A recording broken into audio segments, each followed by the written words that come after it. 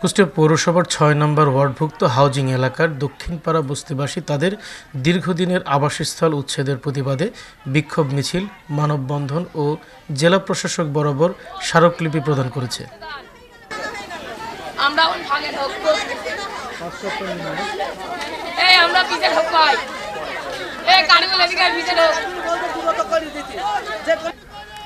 আজ সকাল ৯টায় হাউজিং দক্ষিণপাড়া বস্তি এলাকা থেকে বিক্ষোভ মিছিল বের হয়ে শহরের বিভিন্ন সড়ক প্রদক্ষিণ করে কুষ্টিয়া জেলা প্রশাসক কার্যালয়ের সামনে এসে শেষ হয়।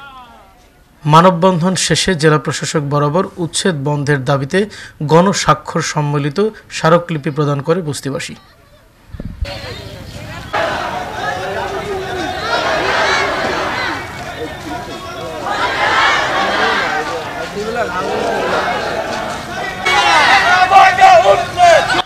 মানববন্ধনে বস্তিবাসীরা জানায়, পূর্বের কোনো প্রকার নোটিশ ছাড়াই গতকাল দক্ষিণপাড়া বস্তি এলাকায় প্রতি বাড়িতে বাড়িতে উচ্ছেদের নোটিশের পাশাপাশি দিনব্যাপী মাইকিং করে জাতীয় গৃহায়ণ কর্তৃপক্ষ।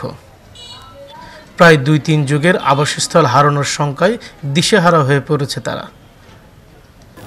আমি দক্ষিণ বস্তিতে থাকি, আমাদের এখন মাথা গুজার ঠাঁই নাই। আমাদের যদি তুলে দেয় তাহলে আমরা এই জিনিসপত্র নিয়ে কোথায় থাকবো? আমাদের গাছতলা থাকার মতনও জায়গা নাই।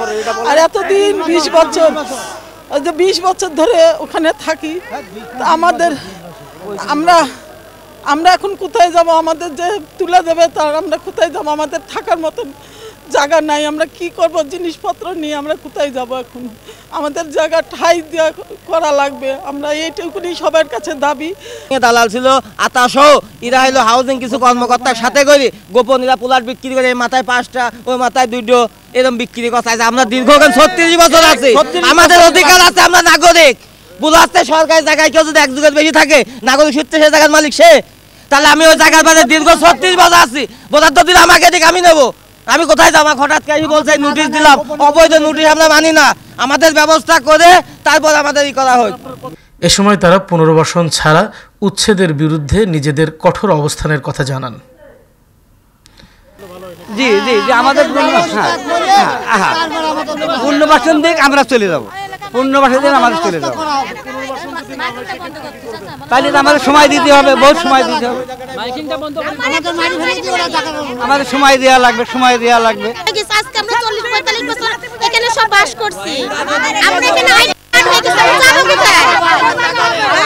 আর আমাদের যদি যাওয়া হয় আমাদের মাইরি ফেলা দিয়ে এখান থেকে চলে যাওয়া লাগবে। কিন্তু আমাদের বুকের পাশে গাড়ি চালাই দিক, যদি আমাদের কোনো পুনর্বাসন না দেয়, আমাদের এখানে যদি কোনো পুনর্বাসন না দেয় তাহলে আমাদের এখানে মাইরি ফেলা দিতে হবে। আমাদের তো কোনো জায়গা জমি, আমরা যাবো কোন জায়গায়? আমাদের তো ঘর বাড়ি নেই, জায়গা নেই, জমি নেই, আমরা অসহায় মানুষ, আমরা করি বলিস আমরা কোথায় যাবো? আমরা সারা জীবন ওখানে 40 বছর বসত করছি, আমাদের বাড়ি হাউজিং, আমরা কোথায় যাব এখন? আমরা এই বাল বাচ্চা নিয়ে কোথায় যাবো? আমাদের টাকা নেই, পয়সা নেই, ব্যাংক ব্যালেন্স নেই, কিচ্ছু নাই, আমরা দিন খেটে খাই। তাহলে বলেন আমরা কোথায় যাব?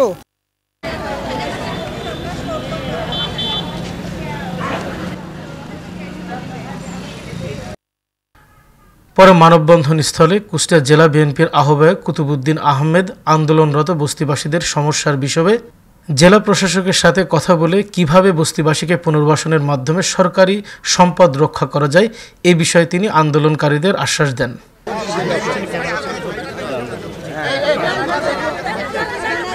যে মানুষগুলো ওই যে 3 যুগ, কেউ 40 বছর, 30 বছর, 25 বছর ধরে এখানে বাস করছে, এতগুলো মানুষ, তারা কি ওখানে গাছতলায় বসে থাকবে?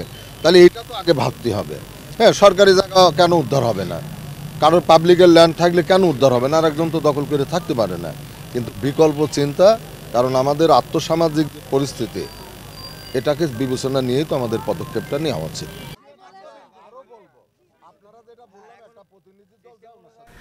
তুহিন আহমেদ, ATN বাংলা, কুষ্টিয়া।